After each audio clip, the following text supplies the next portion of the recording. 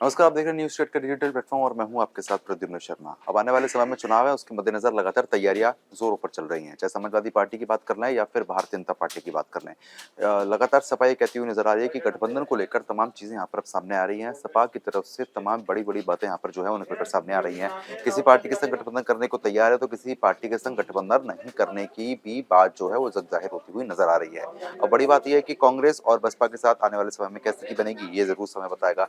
लेकिन समाजवादी पार्टी के मन में क्या है और आने वाले समय में क्या समीकरण बन सकते हैं, ये मेरी सहयोगी मिशा भी मेरे साथ जुड़ेंगी और बताएंगी। जी। मिशा, अभी हाल फिलहाल में क्या ताजा अपडेट निकल कर सामने आ रही है समाजवादी पार्टी को लेकर, क्या गठबंधन को लेकर चर्चाएं चल रही है? बिल्कुल, देखिए ये कहा जा रहा है कि समाजवादी पार्टी और कांग्रेस के बीच में गठबंधन ना होने की खबरें सामने आ रही हम्म। है और ऐसा समाजवादी पार्टी के जो वरिष्ठ नेता है, उनके आधार पर कहा जा रहा है। ये सूत्रों के हवाले से खबर आई है, हम्म। हालाँकि ऐसा कोई ऑफिशियल स्टेटमेंट नहीं आया है।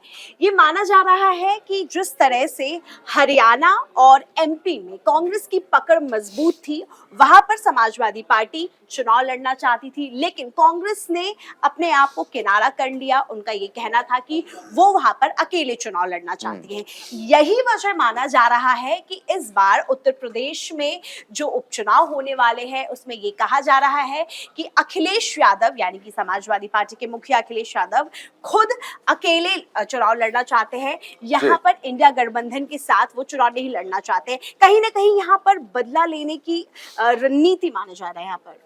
तो कहने की कोशिश ये है कि अब आने वाले समय में जो साधने की कोशिश की जा रही थी जी। उत्तर प्रदेश को, अब लोकसभा के जो परिणाम आया उसके बाद सपा कॉन्फिडेंस में आ रही है या ओवर बिल्कुल, कॉन्फिडेंस में आ रही बिल्कुल। है? देखिए, लोकसभा चुनाव में 80 सीटों पर मतदान हुआ, जहाँ पर दोनों पार्टी यानी कि समाजवादी पार्टी और कांग्रेस हम्म। ने साथ में मिलकर गठबंधन में चुनाव लड़े। हम आपको बता दें कि समाजवादी के खाते में 47 सीटें आई थी, तो वहीं कांग्रेस के खाते में 6 सीटें आई थी और लोकसभा चुनाव के बाद समाजवादी पार्टी का जो कॉन्फिडेंस है, वो हम्म। काफ़ी ज़्यादा हाई है। हमने देखा कि किस तरीके से हर मुद्दे पर माफ़ कीजिएगा योगी सरकार को घेरने की कोशिश करते हैं। हर मुद्दे पर अगर आप बात करें महिला सशक्तिकरण से लेकर मंगेश यादव एनकाउंटर से लेकर हर छोटे बड़े मुद्दे पर अखिलेश यादव अपना पक्ष रख रहे हैं। तो ये कहीं ना कहीं, और हम सदन में भी बात करें तो सदन में भी जिस तरीके से जिस ऑरा में वो हम्म। बात कर रहे हैं, वो काफी ज्यादा उनके अंदर कॉन्फिडेंस दिखाई दे रहा है और ये कहीं ना कहीं ओवर कॉन्फिडेंस भी साबित हो सकता है, क्योंकि उपचुनाव में अगर हम बीजेपी सरकार की भी बात करें तो इस बार योगी आदित्यनाथ के नेतृत्व में ये चुनाव लड़ा जा रहा है। योगी आदित्यनाथ खुद धरातल पर उतरकर सारे कामकाज को अपने हाथों में लिए, जो चुनाव की जो कमान है उन्होंने खुद अपने हाथों में लिया है। हम्म।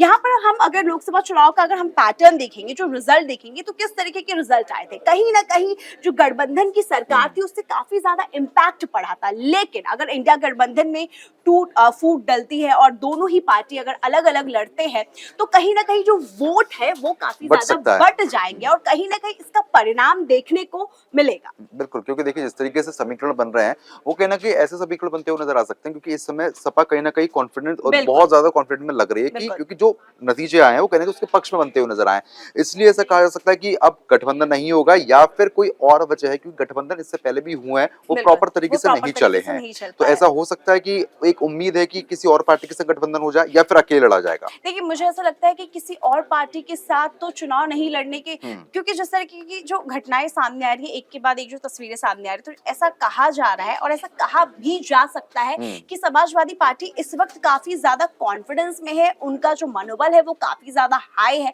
उनको ये लगता है कि अगर बीजेपी राम मंदिर अयोध्या में राम मंदिर बनने के बाद अगर बीजेपी वहां से हार सकती है और जिस तरीके के जो परिणाम आया है हुँ। बीजेपी के खाते में जितनी सीटें गई है, तो कहीं ना कहीं समाजवादी पार्टी का मनोबल काफी ज्यादा हाई है और अगर इंडिया इंडिया गठबंधन के साथ अगर टूटता है ये, तो मुझे नहीं लगता है कि समाजवादी हुँ। पार्टी किसी और पार्टी के साथ जाएगी, क्योंकि मुझे लगता है वो यही प्रेफर हुँ। करेगी कि वो चुनाव में अकेले लड़े, क्योंकि अगर वो जीतती है तो उसका बहुत ज्यादा फायदा हुँ। समाजवादी पार्टी को मिलने वाला है। बिल्कुल, क्योंकि देखिए लेकिन जिस तरीके से आरोप-प्रत्यारोप का दौर भी लगातार चल बिल्कुल, रहा है, कई समाजवादी पार्टी के नेता भी पकड़े गए, तमाम आरोप भी लगे।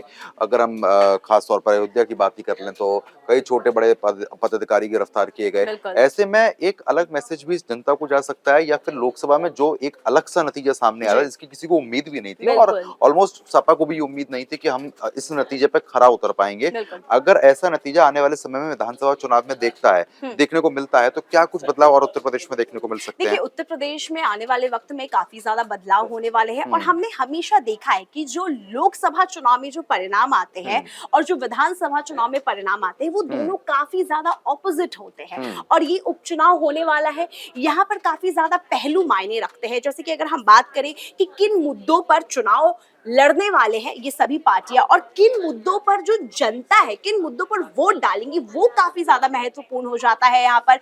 क्योंकि जो चंद मुद्दे हैं, जैसे कि महिला सुरक्षा की बात कर ले, एम्प्लॉयमेंट की बात कर ले और यहाँ सेफ्टी की बात कर ले, तो इन सारे मुद्दों को अगर हम बीजेपी सरकार की बात करें यानी कि योगी सरकार काफी ज्यादा यहाँ पर सशक्त है। हमने देखा है कि किस तरीके से मंगेश यादव एनकाउंटर हुआ, किस तरीके से नवाब सिंह यादव वाला जो केस सामने आया था, जो समाजवादी पार्टी के नेता के साथ उनके ताल्लुकात थे। तो ऐसे बहुत सारे केसेस सामने आए हैं जिसमें योगी आदित्यनाथ का रुख काफी ज्यादा अलग था और वही अखिलेश यादव का रुख काफी ज्यादा अलग था। जो समाजवादी पार्टी के साथ जो नेता जुड़े थे, जिनके नाम ऐसे कारनामों में सामने आए थे, उसे किस तरीके से अखिलेश यादव फेवर करने की कोशिश कर रहे थे या कहीं ना कहीं कहा जाए तो बचाने की कोशिश कर रहे थे। वही एक ऑपोजिट साइड में योगी सरकार का रुख काफी ज्यादा अलग है। उन्होंने साफ ये मैसेज दिया है प्रशासन को कि अगर किसी तरह की ऐसी घटनाएं सामने आती है, अगर महिलाओं के साथ छेड़छाड़ होता है या फिर किसी तरीके की लूट मार होती है, तो जल्द से जल्द एक्शन लिया जाएगा। तो ये जो सडन है, ये जो इंस्टेंट जो एक्शन लिया जा रहा है, वो काफी ज्यादा एक जनता के सामने एक अलग इम्पैक्ट देता है, एक अलग मैसेज देता है। हमने देखा है कि किस तरीके से बैक टू बैक रैलियां हो रही है। योगी सरकार खुद जमीनी स्तर पर आकर लोगों से जाकर गांव-गांव में जाकर लोगों से बातचीत कर रहे हैं और उन्होंने जो काम काज किया है उन्हें गिनवाने की कोशिश कर रहे हैं। तो ऐसे बहुत सारी चीजें हैं जो काफी फैक्टर्स हैं जो इस चुनाव में मायने रखने वाली है। बिल्कुल, कहीं ना कहीं ये उम्मीद जताई जा रही है कि गठबंधन होने के बिल्कुल चांसेस है नहीं। बिल्कुल।